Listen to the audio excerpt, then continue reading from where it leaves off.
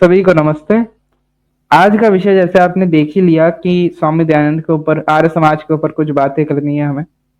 आर्य समाज के ऊपर हम जो बातें करने वाले हैं वो 3 बातें होंगी। आर्य समाज में या फिर आर्य समाज के जो फाउंडर थे, जिन्होंने स्थापना की उसकी, स्वामी महर्षि स्वामी दयानंद, क्या वो नास्तिक, ईसाई या मुसलमान थे अथवा नहीं थे, इस पे बात होगी। तो पहले हम जाते हैं नास्तिक।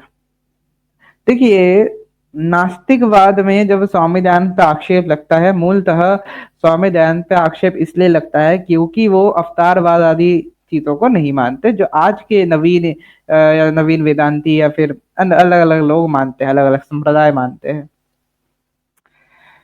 तो इसीलिए जो है वो लोग नास्तिक बोल देते हैं, लेकिन नास्तिक का ये अर्थ नहीं होता।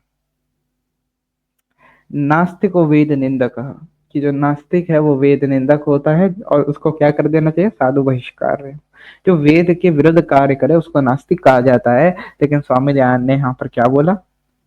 स्वामी दयानंद अपने सत्यार्थ प्रकाश में ये मंत्र कोट किया कि वेद ही सबसे परम धर्म है, वेद को ही सर्वोच्च मानो। क्या कोई व्यक्ति जो वेद को सर्वोच्च मानता है, क्या वह नास्तिक हो सकता है? क्या वेद में नास्तिकवाद है? और अगर हाँ, स्वामी दयानंद ने अगर ये बोलता, स्वामी दयानंद अगर ये बोलते कि देखो वेद जो है उसमें भी लिखा है कि ईश्वर नहीं होता, तो हमें तो ऐसा कोई सिद्धांत नहीं मिलता। स्वामी दयानंद तो हर जगह उपदेश मंजरी, सत्यार्थ प्रकाश, ऋग्वेद आदि भाष्य भूमिका, ऐसे कितने अन्य पुस्तकें हैं जिनमें वो ये कहते हैं कि जो ईश्वर है वो होता है। ईश्वर कैसे होता है ये भी बताते हैं, वो 3 सप्ताह के बारे में भी बताते हैं। तो इससे वो नास्तिक सिद्ध नहीं हुए। अब दूसरा क्लेम कि स्वामी दयानंद जो है मुसलमान थे अथवा नहीं। देखिए, मुसलमानों की एक पद्धति होती है कि आज आजकल के लोग जिनका कहना होता है उनके हिसाब से कि जो मुसलमान होते हैं वो जिस प्रकार के तौहीद करने के लिए हिंदू बन जाते हैं, वैसे ही स्वामी दयानंद जो थे तो वो ब्राह्मण परिवार के, लेकिन वो बाद में मुसलमान बने, लेकिन उन्होंने बताया नहीं कि वो मुसलमान थे। और उन्होंने जो है मुसलमान के नाम पे या फिर हिंदुइज्म के नाम पे, सनातन धर्म के नाम पे अवतारवाद का खंडन करके, मूर्ति पूजा का खंडन करके इस्लाम को स्थापित किया। लेकिन ये भी बहुत मूर्खतापूर्ण बातें है, क्योंकि स्वामी दयानंद खुद अपने 13वें और 14वें समोल्लास में ईसाई और मुसलमान दोनों मत का खंडन करते हैं, बहुत भयंकर खंडन करते हैं वो। कुछ लोग कहेंगे कि वो बाद में अगर लिखे भी गए हो तो हमें कैसे पता, क्या पता कि वो बाद में लिखे गए हो, ये भी हो सकता है। चलिए, इस पर भी हम टिप्पणी एक दिन करेंगे कि क्या स्वामी दयानंद के जो सत्यार्थ प्रकाश आदि थे, क्या वो चेंज हुए थे। इस पे भी हम अलग दिन से चर्चा करेंगे, लेकिन आज का मुख्य चर्चा, आज की मुख्य जो भ्रांति है उस पर अगर हम देखें तो हमारे के लिए मुख्य प्रमाण ये है कि सत्यार्थ प्रकाश के 14वें समोल्लास में अगर वो इस्लाम का खंडन कर रहे हैं स्वामी दयानंद, तो वो इस्लाम के प्रचारक तो हो नहीं सकते। कुछ लोग कहेंगे वो नवीन इस्लाम के प्रचारक थे, उन्होंने इस्लाम को अलग तरीके से दे दिया। अरे कौन सा ऐसा इस्लाम भाई आपने पढ़ लिया जहां पर ओम को परम पिता परमात्मा कहा जाता है? आपने कौन सा ऐसा इस्लाम पढ़ लिया? ऐसा इस्लाम तो है ही नहीं।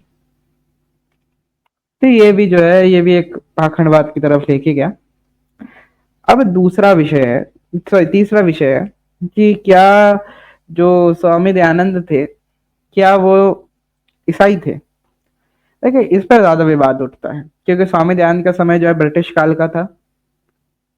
स्वामी दयानंद का जो विषय था वो ब्रिटिश काल का था, उनकी जब थी, वो जब थे तब ब्रिटिश काल था। तो कुछ लोग कहते हैं कि स्वामी दयानंद, कुछ लोगों में से आपके निग्रहाचार्य आदि ऐसे लोग जो है वो कहते हैं कि स्वामी दयानंद तो ऐसे थे, ईसाई थे, और उन्होंने ईसाईवाद का प्रचार किया। उसका आधार वो ये कहते हैं कि स्वामी दयानंद ने मूर्ति पूजा आदि का खंडन किया, तो इसलिए सबका आधार यही है। तीनों वक्तव्य, नास्तिक, ईसाई, मुसलमान, ये सारे तीनों वक्तव्य का आधार यही है कि क्योंकि स्वामी दयानंद ने मूर्ति पूजा का समर्थन नहीं किया, उनका खंडन किया, और क्योंकि स्वामी दयानंद जो है वो ये फालतू सी चीजें, अंधविश्वास नहीं मानते थे, तंत्र वगैरह, आगम वगैरह, तो उन वो जो है नास्तिक, मुसलमान या फिर ईसाई हो गए। लेकिन ये बहुत गलत एक मापदंड सबने ले लिया है, क्योंकि जो व्यक्ति इन चीजों को नहीं मानता, इसका ये अर्थ नहीं होता कि वो उस जगह से ही नहीं है। सनातन धर्म में तो वाद विवाद होते रहते हैं, लेकिन सबका मुसलमान थोड़ी ठहरा सकते हो। तो अब हम देखें ईसाइयत में तो स्वामी दयानंद का भी सेम हमारा वही उद्देश्य है कि स्वामी दयानंद जो है उन्होंने बाइबल का भी खंडन किया है। और अगर आप उसको मान लो कि चलो बाइबल का खंडन हमने बाद में जोड़ दिया सत्यार्थ प्रकाश में, तो स्वामी दयानंद ने त्रैतवाद का सिद्धांत दिया ही क्यों, जो कि ट्रिनिटी से बहुत अलग था। क्योंकि कुछ लोग ये भी कहते हैं कि ट्रिनिटी जो है त्रैतवाद के इक्वल है, तो स्वामी दयानंद ने त्रैतवाद के नाम पे ट्रिनिटी चिपका दी। लेकिन ट्रिनिटी और त्रैतवाद में क्या सिमिलरिटीज थी कि वो तीन थे, होली स्पिरिट और जीसस और जो आपके यहोवा है। इन तीनों का प्रकृति, जीवात्मा और पुरुष, इन तीनों से कैसे कंपेयर कर सकते हैं? क्या जो मापदंड, जो सिद्धांत त्रैतवाद का स्टार प्रकाश में दिया गया, आप उसको ईसाइयत पे लागू कर सकते हैं? नहीं कर सकते, क्योंकि यहाँ पर बहुत अलग है। तो ये भी लोगों को समझ नहीं आता और फिर लोग जो आक्षेप लगाते हैं। तो मित्रों, आज के समय सभी इस फालतू सी भ्रांतियों से अलग रहे और हमारे भारत के जितने महान पुरुष थे उनके ऊपर अच्छे से संशोधन करके ही उनके बारे में कुछ विचार रखे।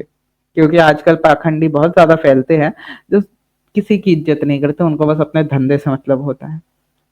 तो मित्रों, इसी के साथ आज की ये वाली चर्चा वीडियो खत्म होती है, समाप्ति होती है इस वीडियो की।